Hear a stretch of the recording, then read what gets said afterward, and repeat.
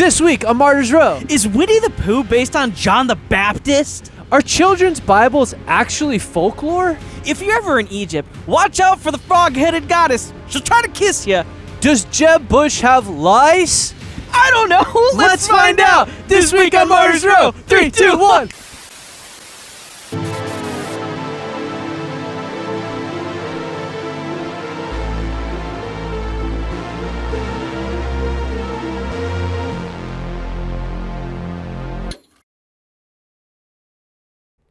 Saint Vitus, a youth of Sicily, was from his childhood instructed in the faith of Christ, and though but young in years, was steadfast in the fear of God. When his own father sought by threats and cruelty to turn him from the gospel, Vitus remained unmoved, choosing rather to suffer affliction than deny his Lord. In the persecution under Diocletian, he was seized with his faithful companions, Modestus and Credentia, and brought before the emperor, who promised him riches and honor if he would sacrifice unto the idols. But the young confessor refused every offer, declaring that Christ alone was worthy of his worship. After enduring many torments with unwavering faith, he yielded up his spirit unto God. Thus, this youthful martyr put to shame the wisdom of the mighty, showing that the grace of Christ maketh even the youngest steadfast unto death. Anno Domini 303. Oh, that's weird. Let's try this again. 3, 2, 1. Oh, there you are. That was weird. Oops. Is your snapper off? Yeah. I yeah. my hands are occupied. Oh, okay, very good. That's a weird thing to say. I had to double snap you. Thank you. I appreciate that. I'll have to remember that for later. Paul, I think it's story time. Oh. And I want you to pay attention because I want you to hear what I'm reading I was really trying to zone out. and tell me what's wrong with it. Okay. You ready? Now I'm nervous. Okay. Yeah. Adam and Eve lived happily together in their beautiful new home, and everything was perfect for a while, until the day when everything went wrong. God had a horrible enemy. His name was Satan. Satan had once been the most beautiful angel, but he didn't want to be just an angel. He wanted to be God. He grew proud and evil and full of hate, and God had to send him out of heaven. Satan was seething with anger and looking for a way to hurt God. He wanted to stop God's plan, stop this love story right there. So he distinguished himself as a snake and waited in the garden. Now, God had given Adam and Eve only one rule. Don't eat the fruit on that tree, God told them, because if you do, you'll think you know everything. You'll stop trusting me, and then death and sadness and tears will come. Paul, do you see anything wrong with that? Where should I begin? Exactly. Maybe the beginning. So the thing is like, this is one of those things that has been hard for me. Yeah. Where like, I literally read this to my 5-year-old and I went, this is all wrong. Yes. But I also went, but if I explain how it's wrong, he's not really gonna. It's easier just to tell the story right. Yes. Yeah. So Then have to explain why that's wrong. So this is a complex issue for me. Yeah. Because this is a commonly, and I almost don't want to flash it, but I think I did while I was reading it. Do you mean to blur it? No, it's okay. Dox them. But the thing is like, this is like, okay, so. Are we going to write our own kids' book? Is that what I'm hearing? Well, people have, like N.T. Wright has written one. Oh, that's right. Yeah. Yeah, there's a bunch of them. But is there anything that stuck out to you that you remember? There is quite a few things. Okay, what was one of the things that stuck out to you? I think, well, the biggest one is the narrative around the Satan. Yes. When it's like, but that's not what it says. Right. I think that's the biggest one. And then it's like, and he was so mad. Right. And then it's like, he just disguised himself as a serpent. It's yeah. Like, where are you getting that from? Correct. Yeah. I think that's the easiest one to point at. Yeah. there are other ones as well. Yes. I mean, even the idea of like here they are living in their new home, and it's like, and they're everything's perfect. Right. It's like that's not at all what this is. Correct. That's not the picture that the story paints in Genesis. No. It actually talks about lack, and there's things that need to be created still, and work. yeah, and Yeah. work to be done. Right. And then it's just funny because and God had this horrible enemy. Where it's like, well, no. Well, in what I just read, the feeling that you get from it, that what it's framing is this idea that God had this evil pushing against him, and it was just like cumbersome. It was a thorn in It's God's like Zeus side. versus Hades. But yeah. but the thing is we have thorns in our side. Mhm. God does not. Right. Yes. Like he doesn't. There's not anything that God is like, oh, all right, I got to gear up for this one. Oh boy. Yeah, that's not happening. Yeah. So it's not like it's, and then, but yeah, because my son looked at it, and if you look at the picture is like a snake, and he was like, oh, like Satan disguised himself as a snake, and I went, well, and I literally said, I was like, well, he really would have looked more like a dragon. Yeah. And this is just easier for us to understand. Yeah. Is that's what true. I literally what I told him. I mean, that's an easy way to approach it. And then we can have more discussions as he gets older. Because I think what's the other interesting thing about that, and it goes into this idea of like simultaneous falls, Yes. where it's like, I think one of the issues that I see in how a lot of these stories are presented, especially to kids, Yeah. is like, oh yeah, so Satan's allowed to go up into heaven. Because Yeah. we see that in Job. It's like, when have you ever seen that anywhere in Scripture? Right. Especially when it's like, we can't go up there because we're sinful. Yes. So why would, quote unquote, the father of lies Correct. be allowed into the presence of Yahweh? Correct. It's like, and especially in his domain.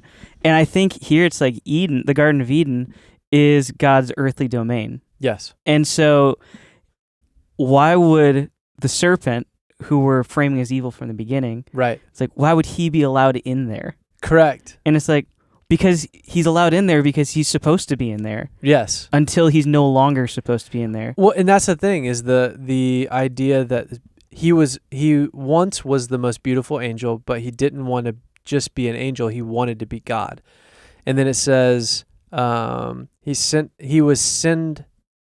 had to send him out of heaven. Yeah. And then so he was a beautiful angel in heaven, and then he was sent out of heaven and disguised himself as a snake. Yeah. So you go, okay, but wait a minute. Eve never goes, oh, what are you doing here? Right. Which see previous episodes. Yes. But it's also this piece where it's like it's ignoring the rest of the Bible. Yeah. Particularly like the Ezekiel passages where it's like there are guardian cherub on the mountain of God. It's not even like, even if you take Ezekiel, is it 28? Yes. If you take Ezekiel 28 and you go, well, that's describing that there are guardian cherubs on the mountain of God. That's not specifically Satan. Cool. But again, let's say there's 1 million of them, or let's say there's 5 or 2 or whatever it is. They're not going to catch this guy? Well, my point is there are cherub that are guardian cherub that are on the mountain of God in the Garden of Eden. Yes. So then the serpent is not a human-looking angel with wings that disguised itself as a... You know what I mean? Yes. Yeah. And here's the thing. We've done multiple episodes on this whole idea. Yes. So I didn't want to bring that back in. I read this and I thought, man, it's so conflicting to go, I want to tell my kids what the Bible actually says, but is it too complex for them to understand? And is that why we have like these Bible stories? And also why is that the narrative? Yeah. Why is the narrative something that's not actually in the Bible? Like, in other words, like, you can go like, oh, it was this beautiful place, and the birds were singing, and you Right. go like, all right, well, that's not in the Bible, but that's fine. Yeah. But you can't go, there was an angel that was cast out of heaven, and he snuck into the garden and got into the body of Yeah. a snake. What? Yeah, because like none of that's in the Bible. Right. So That's it's like, all made up. yeah. Yeah. But why are we putting that? Why are we even doing that? Yes. Like, what we have to stop. Yeah. We have to stop making children's texts that describe something that never happened. And I think the other thing with that, and I'm saying this Because it makes the Bible a fairy tale. exactly. And that's a problem. Yeah. Because it's not a fairy tale. But what I just read was a fairy tale. Absolutely. That's folklore. And I'm not like that means that what I'm saying is what I just read is not the Bible. Yeah. And that's correct. It's It's not not. the Bible. Yeah. But yet this says Inspired by a Bible story, kind of. yeah, the storybook Bible. Yeah. This is not a Bible. Mm-mm. And that's unfortunate. That is sad. Well, and I think what's interesting, so my mom is Like, this is folklore based on the Bible. right. Well, so my mom is head of the children's ministry at her church, Okay. and so she writes a lot of the curriculum and she does a lot of the teachings. Gotcha. And what's interesting is because she'll tell me what she's teaching the kids sometimes, Yeah. and a lot of it is what we're talking about. Yeah. Obviously, she approaches it in a way that's digestible for them. Sure. But she's like, yeah, these kids know a lot of Bible, Yeah. and then sometimes like we get more in depth than they do upstairs. And That's that's fair. not saying anything bad on them, but it's No. like, oh, these kids are actually learning the Bible. Yeah. And it's like, and my reason for saying that is like, they're a lot more capable of understanding things if you just tell them like, hey, this is what it is. Yeah. Their imagination is crazy. Oh, absolutely. So I'm on a quest now to find an actual Bible. I love that. Yeah. Because, and the thing that's tough is like I've read this Bible several times in different ways and at different points over the last 5 to 7 years, and now I'm like I gotta stop. You just can't do it. Like, there's got to be a different one, and there are different ones. yeah. But this is part of the problem when kids become adults and then they go, well, the Bible's all fairy tales. Mm. Well, if they read this, they did read a fairy tale. Yeah, you didn't read the Bible. Right. Yeah. So, I mean, it's Bible adjacent, but that actually Bible adjacent is literally deception. Yes. It's the truth twisted. Yeah, which is a lie.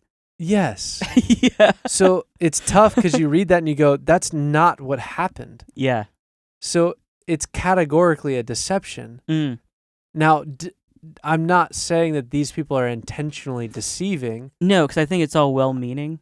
Yes. And when you're in the Christian bookstore and you see, oh, the story Bible, you're like, yeah, perfect for kids. over 4 million copies sold. Like, this has got to be good. It says Bible on it. Yeah. It's tough. And it's like, I'm not saying it that way to like make fun of anybody, but it's like, you're well-meaning and you're trying to do something great to instruct your kids. Yeah.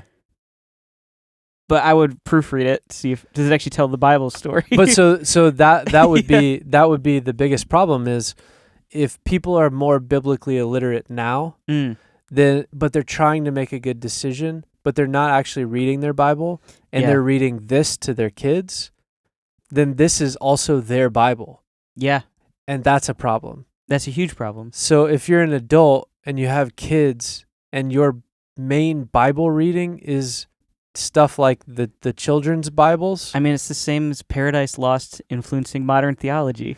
Yeah. Like, we're letting art and like fairy tale Yes. influence what we actually believe about God. Yeah, it's story over truth. Yeah. So pay attention to what you're reading. And if you're like, that seems like weird or elementary, go back and read the actual text. Yeah. Because at the end of the day, it actually is more beneficial for a child to hear the Bible itself. Yes. And that may be what I end up doing. We'll see. But pay attention to what you're reading, kids. 3, 2, 1. This is Martyr's Road.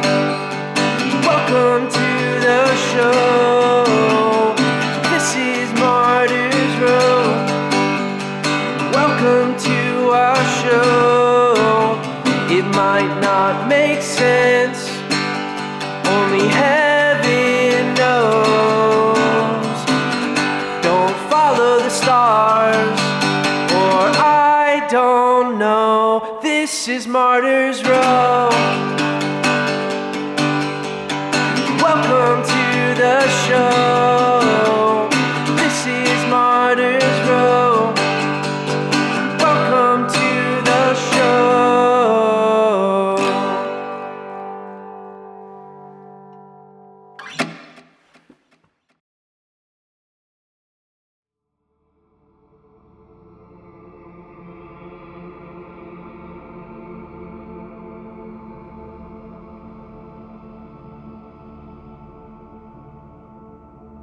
Before the final plague, God revealed the purpose behind everything that had happened. In Exodus chapter 12, verse 12, he declared, "Against all the gods of Egypt I will execute my judgment. I am the Lord." Later, Numbers chapter 33, verse 4 repeats that the Lord executed judgment on their gods. The Bible never names which god corresponds to each plague, but many biblical scholars and Egyptologists recognize that the plagues systematically struck the very realms Egypt believed were governed by its gods. Whether every plague targeted one specific deity or an entire category of Egyptian worship, the message was unmistakable. Yahweh alone rules over creation, life, death, kings, and nations. So Paul, the plagues, it's not just like Yahweh being mean, Right. and like playing jokes on people. Yeah. There was a deeper meaning that corresponded to what was going on and what God was doing through his people on the earth, right? Yes, absolutely. Which then really points ahead to Jesus, but also every prophet. It's like everything that Yahweh was doing on the earth through people and using people to do it was intentionally taking everything back for himself, Yes. right? Yeah, absolutely. So with the plagues, who is there, like a frog god? Cuz if not, then like what do we mean the gods have been put down, but there were plagues? Is there a relationship between the plagues and the gods of Egypt? Simple answer is yes. Okay, see you next time. See you guys. Thank you. Which actually, it's funny because I remember learning this when I was younger. Okay. And it was kind of like this weird revelation of like, wait, really? They weren't just like plagues judging the people? It's like, right. But it's funny because then it's like if you just, at least I'm talking about myself, it's like if I just bothered to read, Yeah. it's very explicit like, no, this is judgment against the gods. Yeah. Well, it says it in Exodus 12. Yes. Which and it repeats it throughout other scriptures too. Right. Of like, no, this is what he was doing. Yeah, which is and it's fascinating. Like, oh, that's interesting. Yeah, because it means that there's more going on there, which is what we talk about all the time. Yes. It's like there's subtleties. That's kind of the tough thing is like sometimes you can be reading the Bible and you read like a whole chapter and it's really just simply saying something simple. It just is using more words to open up and to kind of paint the picture for you. But then there's like a verse that if you don't know the context of the specific words used, you don't really see the full image of it. Like it can go by like that. It's interesting. It's fascinating. So how many plagues were there? There were 10. Okay, so there's 10 plagues. And this is when Moses is saying, Pharaoh, let my people go. Correct. And he's like, okay. He goes, okay, and then he goes, JK, Soik! Soik, got my fingers crossed! Loser says what? What? I see like, I see him like Moses comes in, hey Pharaoh, can you please let these people go? Pretty pleased with the cherry on top. Okay, Moses, you know what? We'll let the people go. We'll figure that out. We'll go ahead and let the people go. No worries. All right, go ahead and let them know. And Moses turns around, starts to walk out, and then Pharaoh just like, psych! I got you! You should have seen your face. Do you really think I'm going to let these people go? That's insane. Are you serious, Moses? You stuttering moron. We didn't have to go that far. You see this heart? It's hard. And he's like, no, I'm just playing. Come back. Okay, so we're gonna let the people go. That's totally. I'm just kidding. I can't with this guy. He's like, the lady's like, yeah, these plagues are pretty rough. Could you like ask God to chill out a little bit? Yeah, We'll let yeah. you guys go. Yeah. So Thanks for doing what I said. whoop. The old bait and He looks switch. over at the guard and he's like, "Can you move with this guy? This He is fell for crazy." the oldest trick in the book. Fool me once, shame on me. Okay. We're going too far with that. But okay, so as you said, There's the 10 Bible plagues. doesn't explicitly tell us, the frog god, blah, blah, blah. Oh, right. Like he doesn't Um, name the gods. Correct. And in some ways, it seems like that's also humiliating. I think so. They're not even worth their own name. Right. Yeah. Yes. Yeah, but then, like you said, we do see in Exodus 12:12 where he says all the gods. Yes. And so what I wanted to do, and this is a list compiled by Egyptologists that are kind of like comparing these things, like what is the plague, what does it affect, and who is the god who most likely associated with that in ancient Egypt. That's cool. Okay. Just kind of fun. So what was the first plague? So the first one was water, the Nile turned into blood. Now, the order kinda also matters, Yes. right? Because so the individual plagues are specific, and then the order by which they're laid out is also specific. Yeah, because it hits these different levels of like, Earth, wind, fire. yeah, essentially, yeah. Like, I'm gonna go after your economy. Now I'm going. So it's like this slow dismantling of their entire ecosystem. Yes, that's Of, all like- built off of other gods giving them knowledge Yeah, so that they can be prosperous. yeah, and it's Yahweh demonstrating His authority over all of those things, Yes. and how these puny gods you worship, Yeah. they actually can't exercise any authority over what I say is going to happen. Right. So it's pretty fascinating. One God to rule them all. This summer. In a theater near you, Yahweh, one God to rule them all. I like it. That's actually I'd great. see it. Yeah, I'd watch. Starring Mel Gibson. It would too. Yeah, he'd be the only actor in it. And Tom direct it. Hanks as Pharaoh. Or it's like Steve Carell. Well, that's on Actually, the- it'd be great yeah, if it was like Christopher Walken. That's true. Yeah, Or he's Moses, maybe. I don't know. he would have to be Moses. Christopher Walken as Moses. That's insane. Or Dustin Hoffman as Rain Man Ooh. as Moses. Too far. Okay. That's too. Okay. So plague number 1. Oh, man. The Nile turned to blood. Gross. The Nile River Yes. turned into blood. Yeah, kind of sick. Yeah.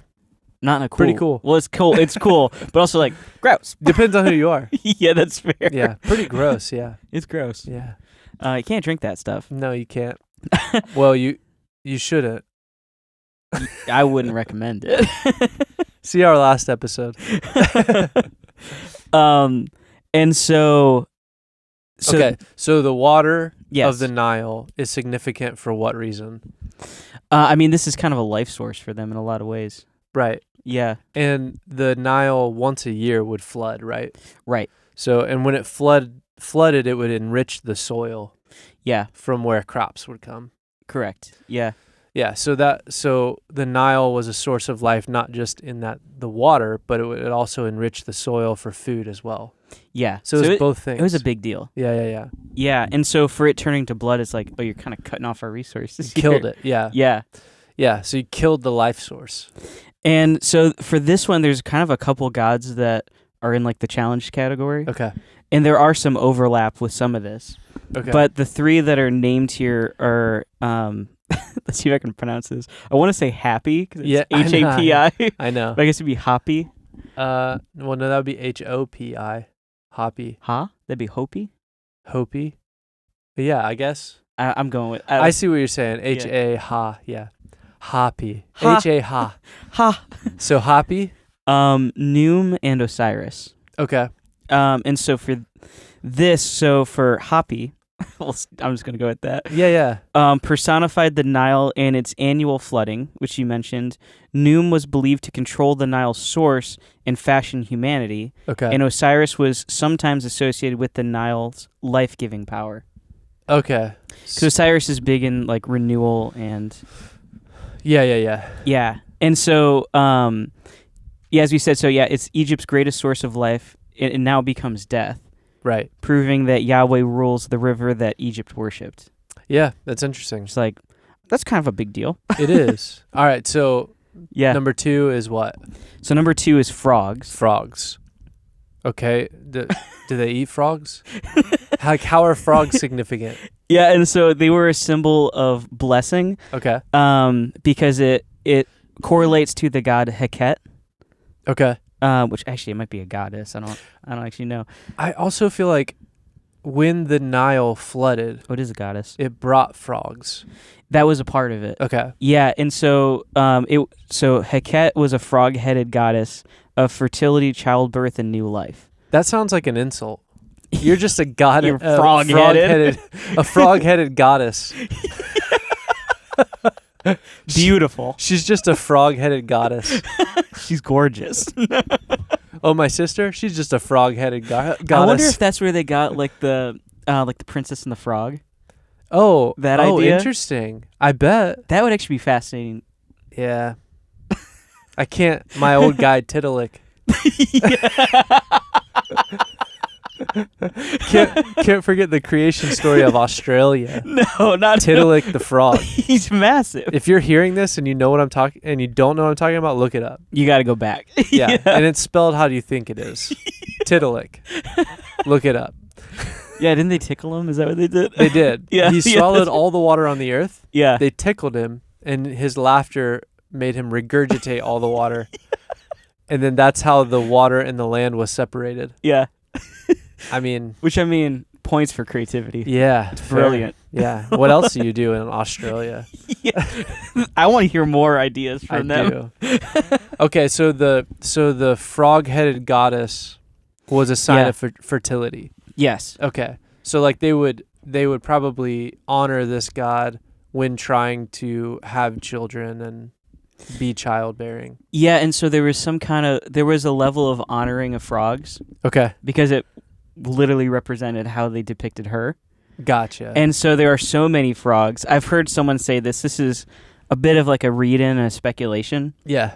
The idea that it's like there are so many frogs just invading the land now that they can't help but step on them. In so in a way it's like they're dishonoring their own god by accidentally killing her. Yeah, and that many frogs, overwhelming, they would just die. Yeah.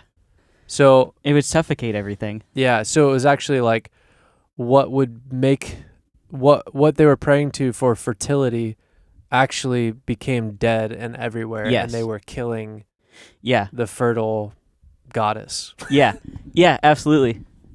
Well, it's like kind of ironic. It's almost like, oh, you like the frog goddess? How much? How about 1 million frogs? No! Too much of a good thing. And so this next one is kind of interesting. Okay, this number is plague 3, which is gnats/lice. Oh, but I've normally just heard gnats. Yeah.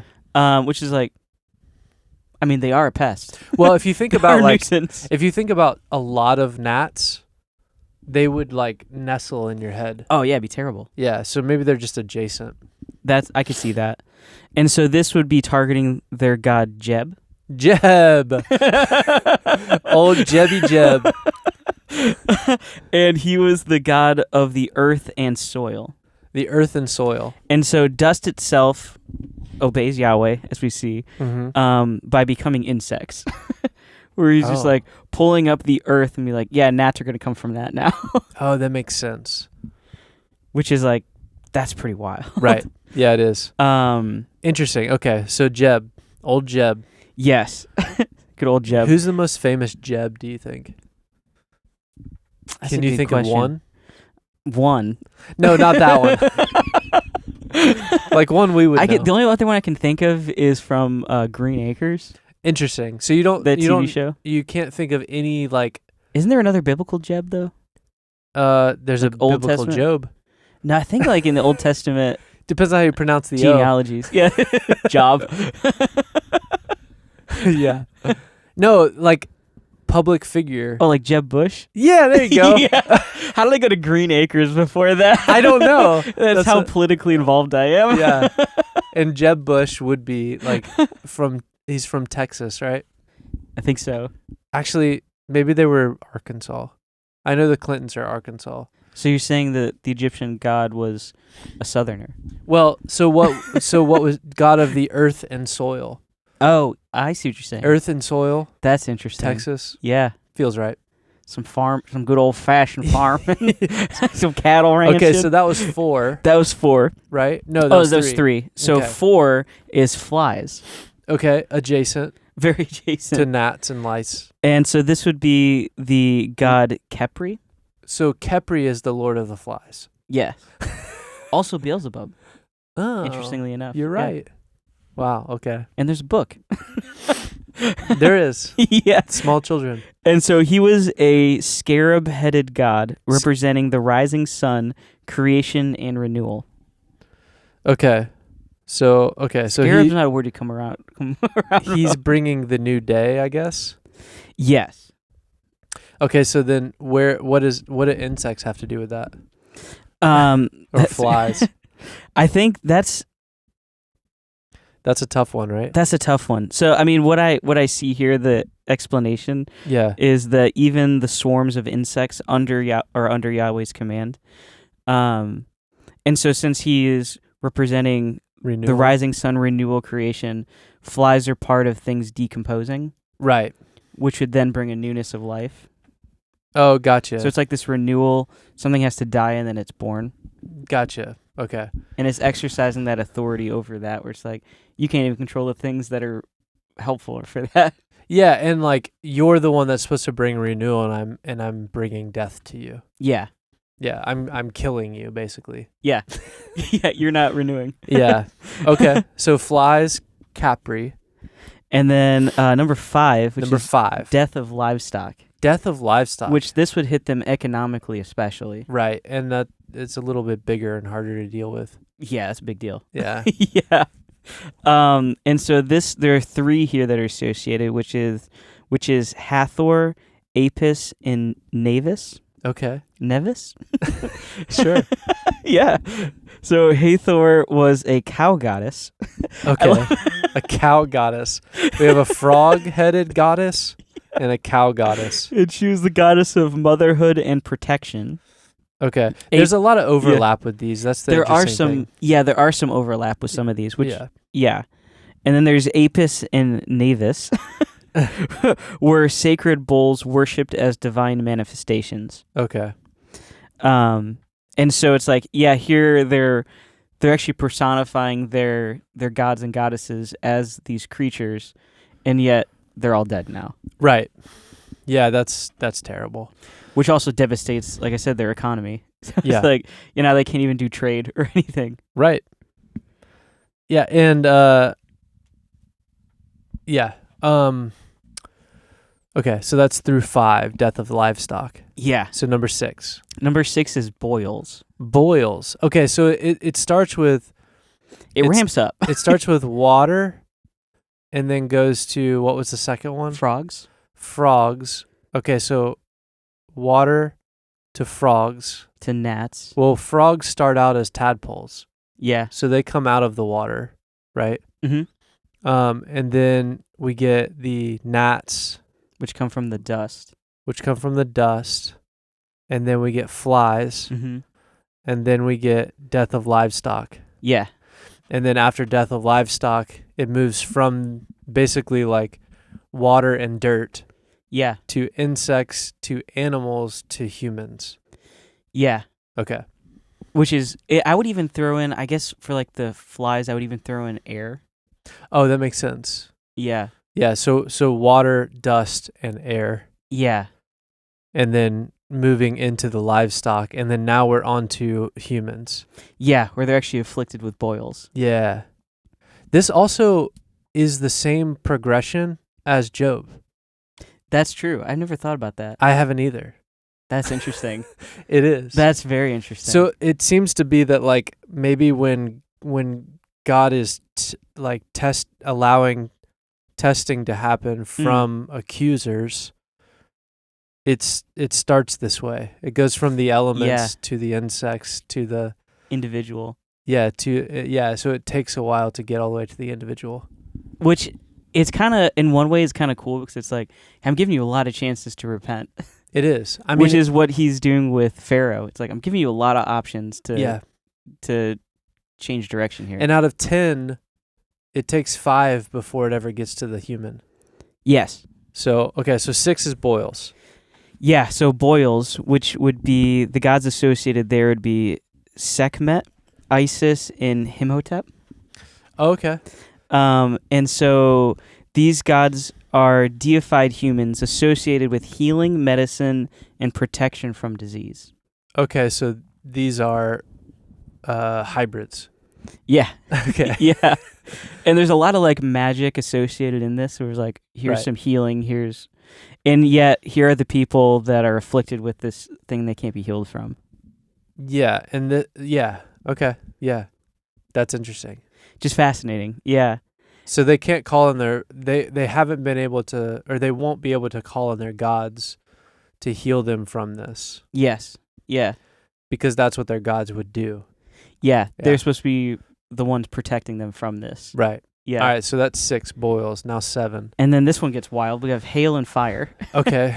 So literally the depths of the earth open up and begin to swallow you. And drop from the ceiling. Yeah. Yeah. Which is like, I guess it'd be the sky, not the ceiling. Yeah. Well, fire and ice. Yeah. Yeah.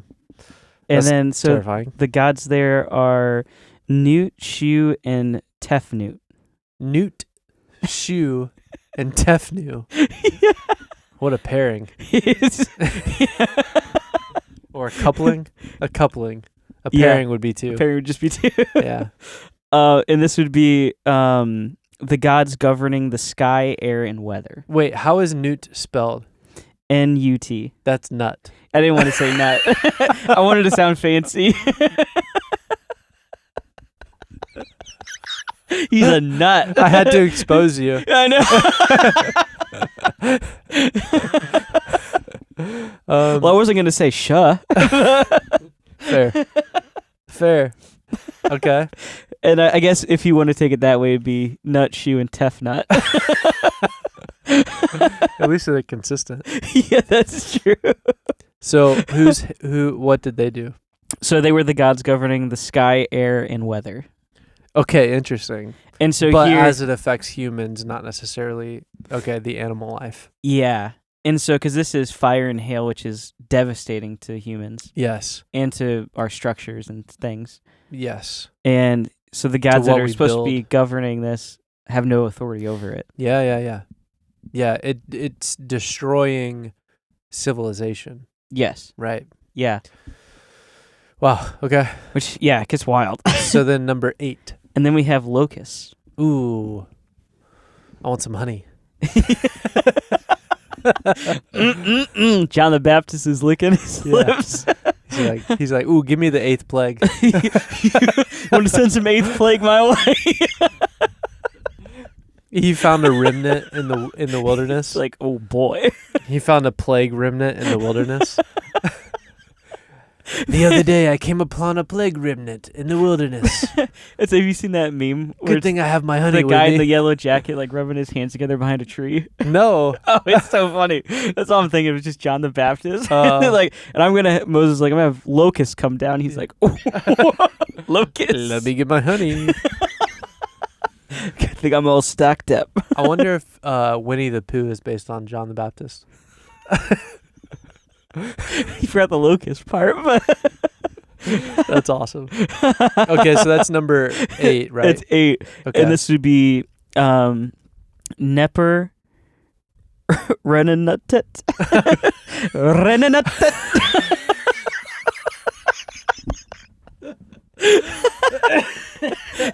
And these are the gods responsible for grain, harvest, and food supply. Okay.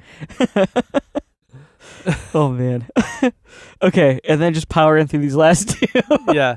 We have darkness, and this associated with Ra, Amun-Ra, and Horus. And so Ra was Egypt's supreme solar deity. Okay. Horus was linked with kingship and the sun, and Pharaoh was regarded as Horus's earthly representative, or Ra's son, I've also heard. Gotcha. And so he's like, yeah, the light's gone. Yeah. This god who's supposed to be your solar deity. Wow. Yeah. And then this is the one that I find really interesting, Okay. which for a while was like hard to wrap my head like, all right, what's this about? Which is the 10th plague. Okay. Because it's harsh. Yeah. And that's the death of the firstborn. Okay. And I feel like there's two levels to this. So I'll say this first. So this one is kind of multifaceted where it would be the ones they associate with that is Isis and Osiris, but also Pharaoh himself. Got it. Because they viewed him and he viewed himself as a deity. Right. Because he was the earthly representative of Horus or Ra. Right. Yeah, which they would be in a lot of ways animating him. Yeah. Like in the way that like a king of Israel would consult Yahweh. Yeah. This would be the same for a pharaoh. Right. They would do it in the same way. And it wasn't just like they were like making schemes and like joking, like they were actually consulting a god. Yes. The same way that King David was consulting Yahweh. Right. It's the same thing. Yeah, and we see that in other parts of Scripture that we've talked about. Yes. See our published works. Yeah. See past episodes. Our posted episodes. But death of the firstborn, I think I'm thinking about this for the first time in a slightly different way. Yeah, because there's two directions that I take with it, but I want to hear what you have to say first. Well, it just made me think for the first time of like, okay, so if the final play, I think I also always separate the Passover and the death of the firstborn from the 10 plagues. I think of them as two different things. Yeah. But it makes sense. It's the final conclusion. Yeah. But in reality, what it seems like Yahweh is doing is he's giving the Egyptians the result, or he's giving them back their worship to lesser gods. Yeah. So it's almost like he's not demanding that they do it. Yeah. He himself is doing their sacrifices to the other gods. Yeah. But he's overdoing it. Right. Like he's overwhelming it and going like, you do this to these other gods. I'm showing you that I can do it all. I can do all of it from every god that you worship and how you worship them.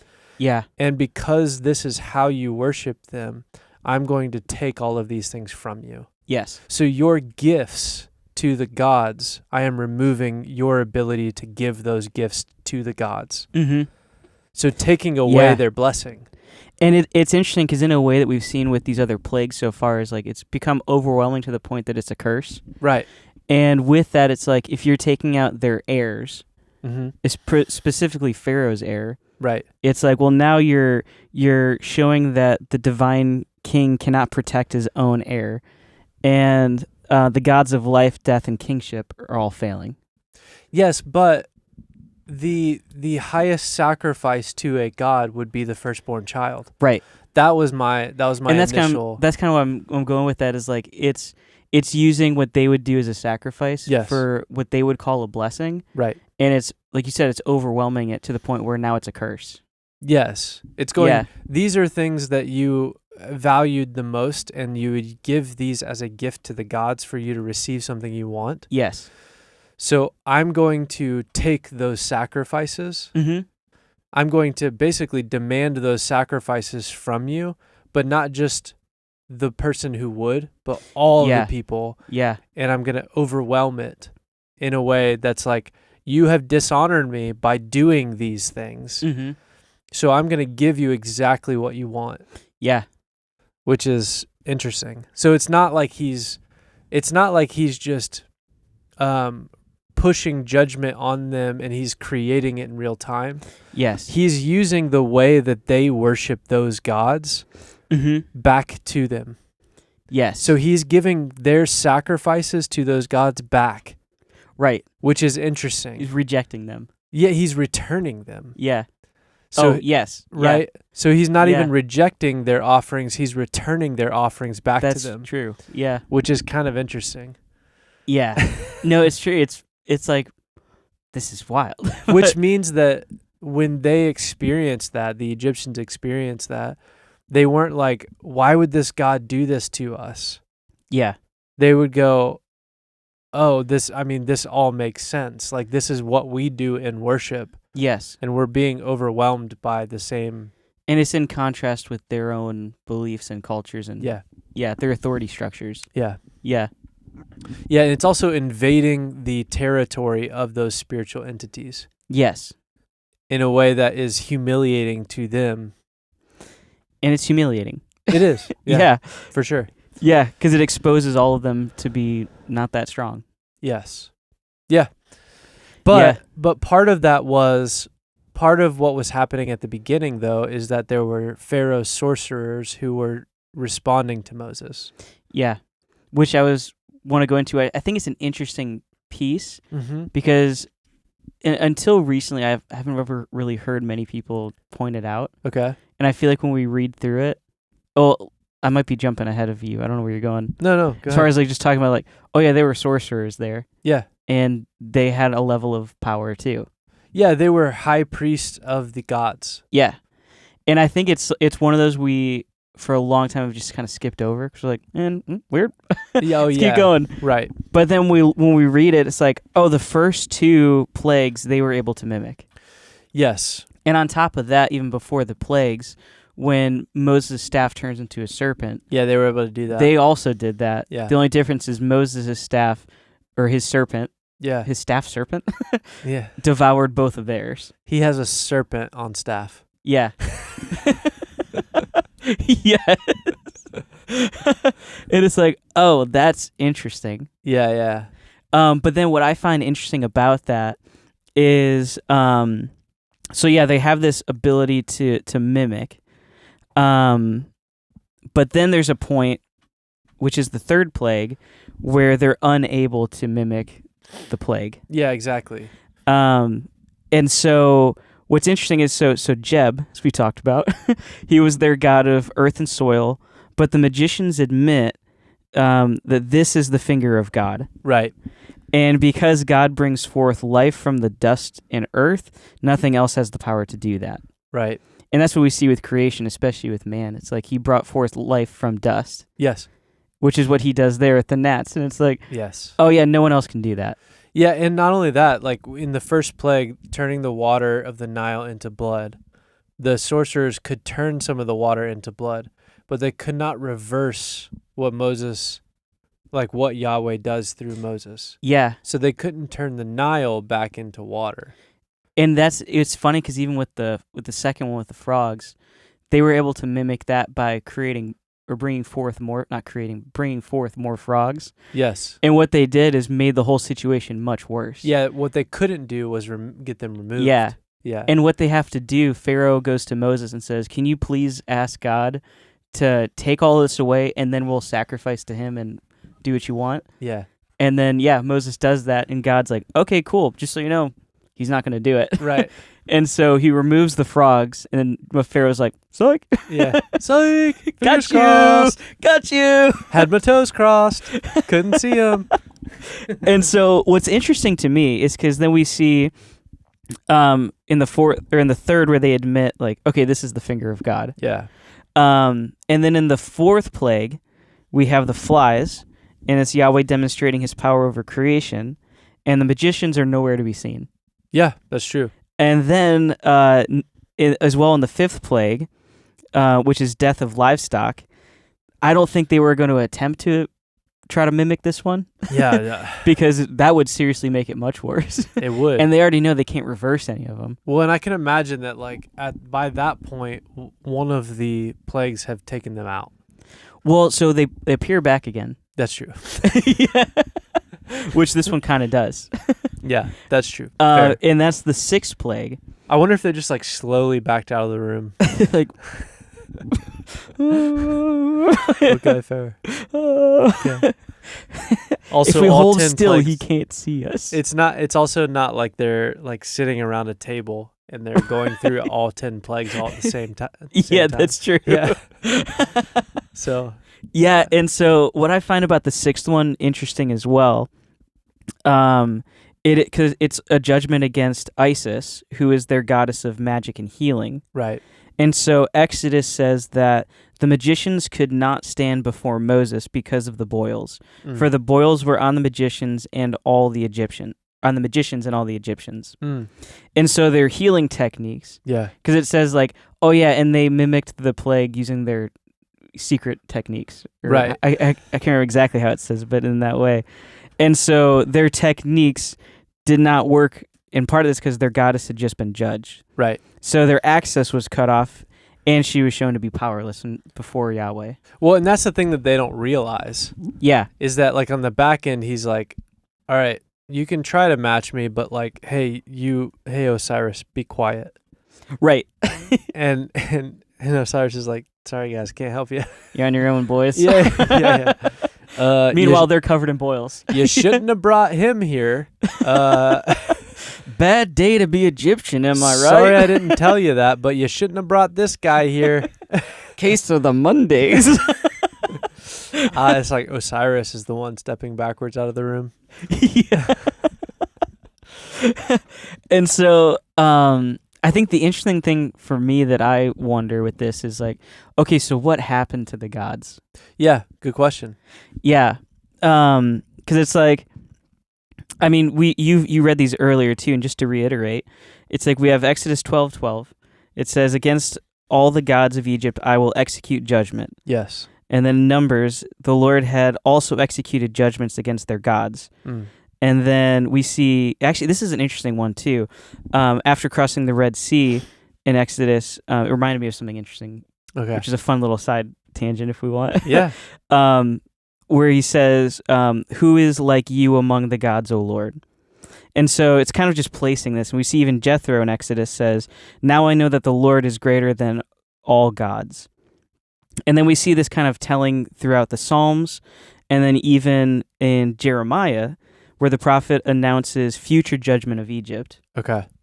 In Jeremiah 46, it says, the Lord will punish Ammon of Thebes, Pharaoh, Egypt, her gods, and her kings. Mm. And it's like, oh, well, that's interesting. Yeah. But yeah, so it's this idea of like, God has demonstrated that he is more powerful than all of these other gods. Yes. And it says explicitly that he cast judgment on them. Yeah. So it's like, okay, there's been judgment. So does that just mean humiliation, or does that mean something else? Right. And so that's where I kind of want to explore that a little bit. Yeah, go for if it. you like.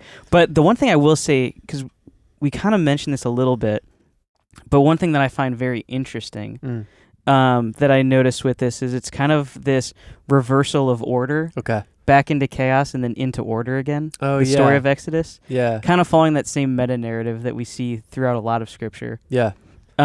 Where Egypt worshiped creation instead of the creator, and they experienced creation itself turning against them. Yeah. And so it's almost like an uncreation narrative. Yeah. Until Israel is brought through the sea into a new beginning. And so it's almost like a weird like flood type story where they are then brought through the water into something new. Yes. Yeah, or a portal or gates. Yeah.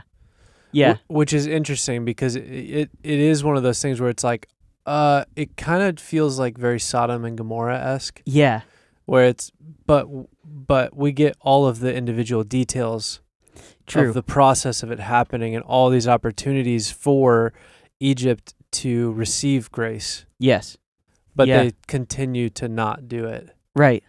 And that is interesting, like as a worship of creation, that as a residual of Genesis 3 in the garden, that you have this civilization that has built this great civilization as far as the world is concerned. Yeah. But the way that they're doing it is through gaining knowledge to build things without consulting Yahweh, but instead consulting other gods or other Elohim in order to receive knowledge for them to prosper on the earth. Yeah. And so in the same way, the Tower of Babel, there's confusion brought Right. and destruction. And so God rescues his people again out from the waters, Yes. which is parting it once again that they may be on dry land, Yeah. which they then go into a desert. That's true. Very dry land. So they literally come out of the water onto dry land, Yeah. which is the flood, which is Genesis 1, which is everything and is modern. Yeah. It's weird to call it modern, but New Testament baptism. Yes. Yeah. Coming out of the water. Yes. Yeah. That's, It's so, because I think it's cool because it just follows this idea that we repeatedly, this meta narrative that we see of from chaos to order. yes, exactly. Yeah. That's cool. Which is cool. That was a little side tangent. It makes sense though. It's a good way to tie all that together. Yeah. Because I've never thought about it that way when I've looked at the plagues in the Exodus story, but it's like, oh, that kind of makes sense though. It does. Yeah. Yeah, it also is like a slow unraveling instead of an all at once destruction. Right. So it's almost like you can see the grace of God go, you have a lot of opportunities to turn away, Yeah. but you continue not to. And that's something we see even with like the Noah's flood. It's like, oh, they had a lot of time to repent. Yeah. And they chose not to. But it was The difference with the Exodus is we actually see like this is what's happening specifically. yeah. What does it say? Like it's like unrighteousness all the time. Yeah. What am I thinking of? Do you know what I'm saying? I know what you're saying, but It's the debauchery all the time or something like that. But it's in the days of Noah where they Yes. were doing evil continually. One of these phrases. it's one of those. And Yeah. it might be both in different parts of Scripture. And it's this continuous thing. It's like, and that's where Jesus even points to like the second coming as it will Yeah. be like the days of Noah where the whole earth will just be actively living in its sin and cycles of sin. Yeah. And they will be doing evil continually. I think that's what I was I looking think for. that's the one I was thinking of. Yeah. Yeah. So that's interesting because it's like, you have societies turn and all of that stuff. But then if all of the earth is doing evil continually, then Yeah. that's when we will be back in the days of Noah. Which is crazy. It is. Yeah. Yeah. Which, how many days of Noah have there been? It's been a couple cycles. Right. probably. Yeah. Yeah. And so I guess jumping into this to kind of close it quickly, not close it quickly, but to Yeah, yeah. jump into this quickly, Okay. is like, all right, what happened to the gods after they were judged? Yes. And so this isn't written in Scripture Okay. as far as like, this is what happened to them. Yeah. And so I was kind of exploring this more for fun than anything. Okay. But to build kind of this, like, is there a through line in here that, or like some kind of theological, philosophical approach to think about this Sure. and how we think about just how these worlds work. Looking at larger themes in the Bible. Yeah, because it's like, well, I think we have to remember that the spirit realm isn't static. Right. It's not like, oh, this is set in stone, and these guys are bad, they do this thing, Yes. and then these guys are good and they do this thing. It's like, no, there's a lot of craziness going on. Yeah. And so with this is that my main approach to this is I believe that we see throughout Scripture that humans and spiritual beings are often judged differently. Okay. Yeah. And what I mean by that, some examples, is Adam and Eve are expelled from the garden, Sure. but they continue living. Sure. We have Cain, who is cursed but is protected. Mm-hmm. We have Pharaoh is repeatedly given opportunities to relent, but he does not. Right. And Israel is judged repeatedly but called to repentance. David is judged, but he's forgiven. Mm-hmm. And Nineveh is warned before judgment falls. Right. So it seems like with humans, there's always this opportunity to repent. Yes. And it's like, yeah, he's not like often. This doesn't always happen because we have some small examples, but usually it's, hey, you did this thing. Maybe there's a consequence for it, but it's like you still have a chance to make this right. Yeah. And Yeah. all the way through, and even in moments where it feels like it's immediate devastation or judgment, Yeah. we don't know, but it's probably true that those individuals had opportunities. Yeah, I think so. Yeah. And at least enough knowledge going into what they were doing. Yeah. They knew what could happen. Right. Yeah. And I think that's true across the board. For sure. Yeah. And then for spiritual beings, I think it's noticeably different. Yeah. When God judges divine beings, the emphasis is usually on removal of status or authority and not covenant restoration. Sure. And so some examples of that, and we've talked about this on an older episode, which is the serpent in the garden, Yes. where if you really want us to like hear more about that, you got to go watch that one. Yeah, that's true. But it's like, okay, he was, from the idiom that I believe is used there in Hebrew, it's like he was cast to the underworld. Okay. And then we have Psalm 82, where we see the angels do not receive the opportunity for repentance or restoration. Yeah. And then later in 2 Peter 2:4, it says, "For if God did not spare angels when they sinned, but cast them into hell, and committed them to chains of gloomy darkness to be kept unto the judgment." And that's referring to Genesis 6. Right. And then we see that strengthened in Jude 6, that says, "And the angels who did not stay within their own position of authority, he has kept in eternal chains under gloomy darkness until the judgment of the great day." Yeah. And then the other one that kind of ties both of these in together, both these concepts, I think is in Hebrews 2:16, that says, For surely it is not angels that he helps, but he helps the offspring of Abraham." Mm. And it's like, oh, I feel like that's pretty clear right there to me. Yeah.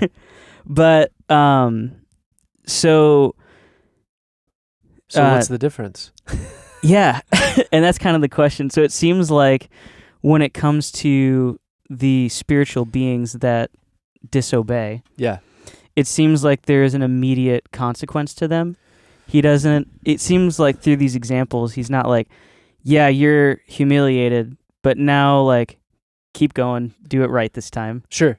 It's like, no, you're done. You're out of here. Yes. Even though it also adds in, he locks them up, but they're going to come back at some point. Right. For the day of judgment. Yes. Whereas humans, it's like, hey, you did something bad. Now you've got to repent and do it right. Yes. Yeah. So what do you think that is? And so for me, taking that logic Okay. and applying it to this, of course, this is my personal view. Okay. Based on that, is I think that when God is executing judgment against the Egyptian gods, he's actually locking them up in the underworld.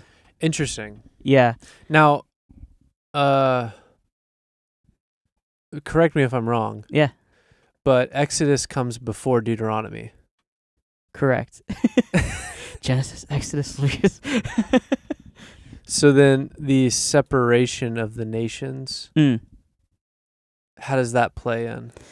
Timeline-wise, I don't think it's like, that would be the question. Yeah, I don't think it's in. Right?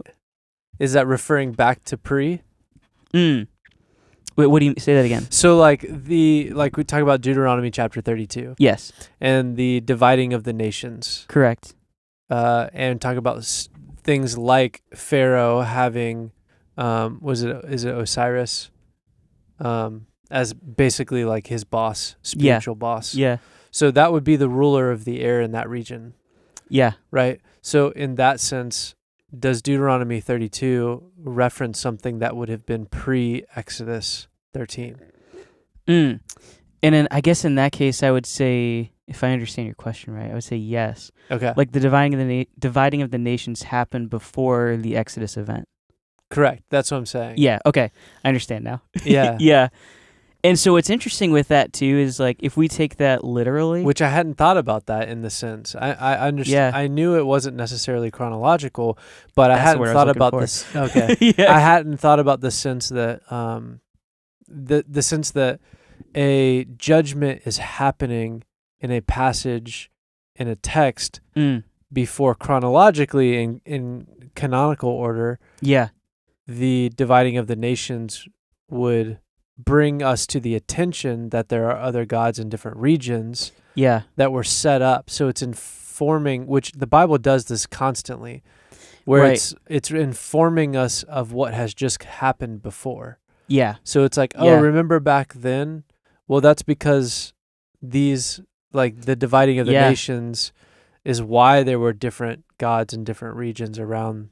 You know what I mean? Yeah. And I think what's interesting with that, and this is controversial probably for some I people. didn't finish any of the sentences, so I hope that was followable. I think I followed you. 'Cause, So well, hopefully you guys did. Yeah, I did. Well, I think with that, and this is going to be maybe ruffle some feathers, which I love doing. Okay. But it's one of those where we have the fall in Genesis 6, Yes. Genesis 3. Oh, sorry. But yeah, I mean, there's another fall in Genesis 6. But that's kind of where I'm going. It's like, okay. oh yeah, we see there's a fall, the fall of man, and we're like, that's it. That's where everything kind of happened. Then it's like, wait, but we have another one in Genesis 6. Yeah. And then we have another one that is talked about in Deuteronomy 32. Sure. Well, not really there, but we see it here, evidence of it. Right. And we see evidence inside of the Psalms as well, where it's like, wait, so there wasn't one fall Yeah. within the spirit world. Well, but Deuteronomy 32 is not necessarily a bunch of fallen beings being given authority. That's what I'm getting at. Okay. Is because like here we clearly see these are fallen beings because they're accepting worship for themselves and instructing people to lead them that way. But that would have been after being named to the region. Yes. I see what you're saying. So Deuteronomy, it's like what God is setting up is I'm going to put watchers or helpers here Yes. to help you do this right. Yes. And the helpers are like, yeah, but what if I got some of that for myself? So that's where you would get things like they turned the nations away from God. Yes. That's interesting. Yeah. Like the turning of the nations away from God, referring to Deuteronomy 32 Yes. and how the nations were divided out by other spiritual or watchers or spiritual beings Yeah. that were intended to rule those regions under the law of Yahweh, Right. but instead turned and sinned against Yahweh, Just crazy. resulting in Yeah. things like this, which means that the judgment in Egypt at the time is equally, if not more, upon the gods of the region. Yes. Because they than- were instructed and given authority to help the people underneath them. which means that the people, that's probably why Yahweh is like over and over again like, hey, just back, like I'm judging these gods right now, Yes. so you should separate yourself from them. Yeah. And if we don't pay attention, we wouldn't realize that the people that left Egypt and escaped, they're not all Israelites. Right.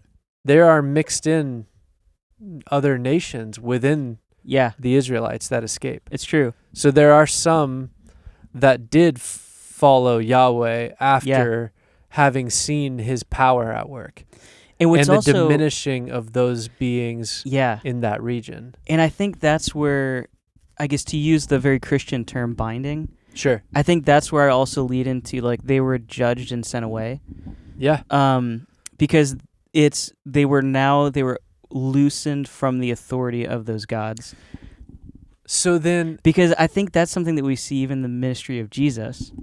And then going on from there to the apostles and the saints, where it's like, yeah, go out into the nations and loosen this authority because I've given you that authority. yeah. That's like Jesus' main ministry was, let me loosen the grip of these spiritual authorities on the earth. So I can't point to a or a biblical reference to this. Or I guess but rescind their authority would be a better way to say that. sure. Yeah. There wouldn't be a scriptural reference I could pull out for this, but I hadn't thought about this or considered this. But when we talk about like the idea that there were the same sin of Genesis 6 reoccurring, or potentially happening through the generations and just it continuing to happen, it could be that the when God goes in to judge the beings or the rulers of those regions in that area, he's then condemning them, removing them, and then placing new ones in place. Oh, that's fascinating. Which I hadn't really thought about. I've never thought about that before. Because it could be a continual instance of potential fall. Which very well could be. which would make sense of even the fact that like gods turn over, Yeah. like different languages and things, but it may actually be like this one was judged and put away Yeah. and another one was put in its place and that one did the same thing. Which actually brings up another interesting idea, which we definitely don't have time to go into today, which is the idea of like a guardian angel, if you Okay. will, using that phrase where it's like, oh wait, so it's like, that's a whole, I'm not even going to open that. Yeah, But yeah. it is like, it kind of, I feel like in some ways leads to that, where it's like, Right. there's someone who's been, some being that's been placed to help you. Yes. Whether you believe in that or not, don't know. But I'm saying it's like, I feel like that idea could lend into that other one. Well, I mean, But also, and this would be an easy way to Maybe like not. kind of wrap that up. But Yeah. like the Pauline idea of, hey, women, when you're in the assembly and you're in the church setting, cover your heads so that the angels looking upon you will not lust over you. yeah. And it's like, Yeah. Paul's saying that in the New Testament? Yeah. I mean, that's Genesis 6. Yes. So That's exactly is what it that is. Yeah. continually happening? I mean, I think that's the reference of that. Yeah, I think that's very much a possibility. So is Yahweh up there like, gosh, not another one. Let me throw this one. Do you know Can you what I guys mean? just cover your head, please? Please, for my sake. I made your hair too beautiful. No. Well, so the other thing that I want to point out quickly in this, which Okay. kind of I think is attached to what you're saying here, is within the plagues, the associated gods that we've kind of put in there, Mhm. Egyptologists put in there, Yeah. it's like 14 different gods. Right. But then we see in Deuteronomy 32, it's like he is separated the nations due to the number of sons of God. Correct. And it's like, wait, so that means there's not just one for one nation. Well, It could lean but in the that number idea. was 70. Does it actually give a number in Deuteronomy? I'm pretty sure it's 70. That I don't know. Okay. Yeah. But we could, well, then it's like, okay, well, we're the nations. That's the other side. well, but if it's 70, numbers then it's a game. perfect number. That's true. So it's the right amount. It's not necessarily an actual number. That's fair. You know what I mean? And so with that, it's like the right amount. It's like doesn't necessarily lean into there was just one over an area. Right. Yeah. And I mean, using this example, it's like, okay, because what I find interesting is like there are overlaps between the gods in this region versus the gods they worshipped in this region and this region. Yeah. There are differences, but there often are some overlaps. Yeah. And it's like, well, if there's like 3,000 of these things, Right. it's like, well, yeah, I guess you could see that. Yeah.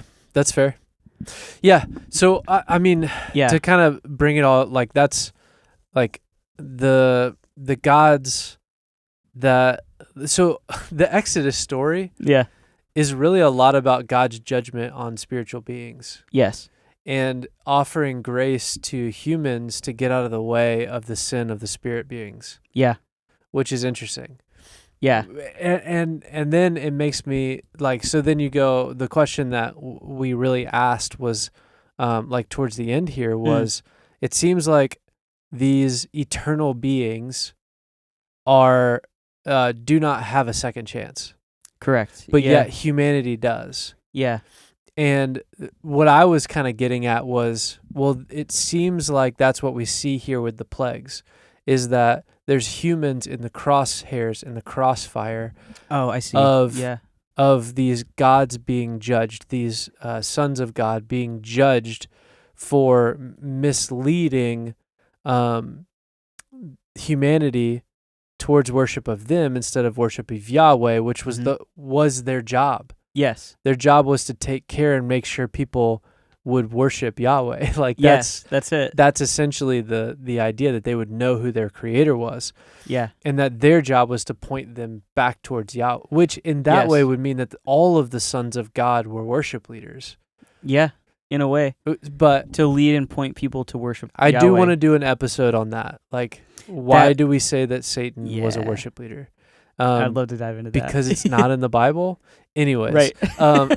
Teaser. So to say all of that, the difference is like the difference between the two. Yeah. So the sons of God, or these spiritual beings, these eternal beings versus humanity, is the tree of life. Yeah. The difference is we don't have access to the tree of life. Yeah. Because we don't have access to the tree of life, that offers us the grace of God. Right. And that's Yes. actually what God says. Yes. Let's put them out of the garden so that they cannot get the tree of life and live forever. Yes. Because if they got to the tree of life, they would live forever, and I could not save them. There'd be no opportunity for redemption. Because I'm Yeah. looking around, and the beings that have access to the tree of life, I can't save them. Right. Which means it would be in the heart of God to want to, desire to, even save Mm. the serpent in the garden, Yeah. but cannot Yes. because of access to the tree of life. Yeah. So it's not that like the tree of life is a god, although like tons of civilizations would worship the tree of life. Yes. Quite literally. Yeah. But we see that everywhere. everywhere. In fact, as a portal or a gateway is the tree. So that's the interesting piece is like in this, it's like, what's the difference? It's like we have mortal bodies because we don't have access to the tree of life because God spared us by pushing us out of the garden. Yes. And when he did that, it allowed us to be able to make all the mistakes that these eternal beings would make, but not receive eternal damnation. Yes. Which is wild. It's crazy. Yeah. Because it's not often framed that way when that's the story the Bible is teaching. Yeah, I mean, that is the Exodus story. That's it. Like, we focus a lot on Moses. Right. We focus a lot on those things, and the sorcerers, we treat them like dummies. Right. They're like, oh, these guys, I mean, what are they even... They're silly with their magic tricks. Yeah. And you're like, well, they weren't pulling a rabbit out of a hat. Like, they're not, like, doing They were pulling frogs out of a hat. But they're not doing sleight of hand, is my point. Yeah, that's fair. Like, they're actually, like, producing real things because the gods that are with them are actually pushing that out for them. Yeah. Which means in some ways those lesser gods were actually trying to fight against Yahweh. Absolutely. And they lost by round 2 of 10. Yeah, that's right. So if you're ever afraid of other beings... Imagine going 10 rounds when you've already lost in 2. Yeah. It's round 2 knockout. And you're still going to go through the rest. Yeah, exactly. So the plagues are more complex than you imagined. Yes. Go check it out. It's in the Bible. 3, 2, 1.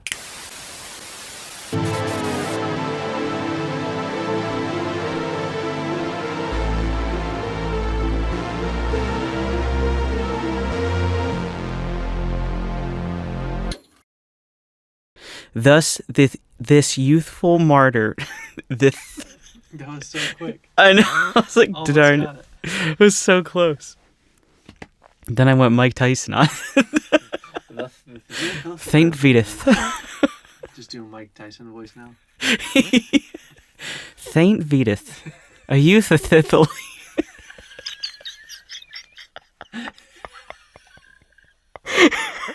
That way you could just keep rolling. Actually, that'd be perfect. I'm just going to throw a lisp in there.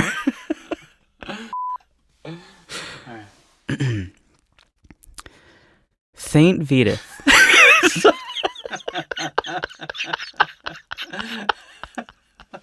I knew you weren't ready for it. Yeah, I'm going to try it. Let's see. Might as well. Saint Vedith. I can't do it. I won't be able to hold it together. No, the only way you could do it is if you do it while smiling. Yeah, that's you have to let yourself smile.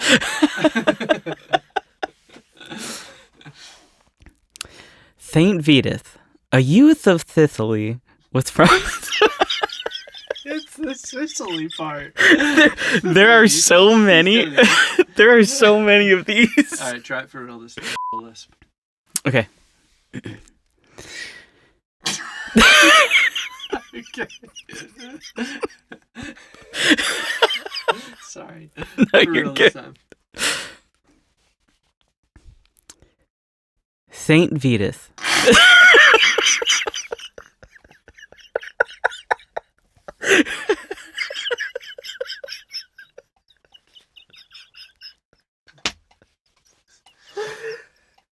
It's just the fact that you're trying to, like, you're going, okay. That is just crazy. Okay, I'll just smile through it. Can't be this. Because I'm like, don't laugh. Don't laugh. Yeah. Okay. All right, I'm just going to be smiling for you. Yeah.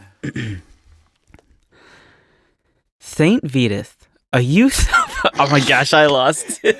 I made it past the first one. Yeah, Sicily's coming up.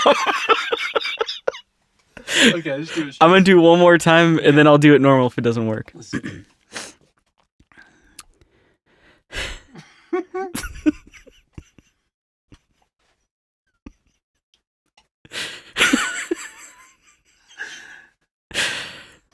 Saint Vitus, a youth of Sicily, was from his childhood. How can we not get further than that? I gotta do it normal. I'm just gonna do it normal.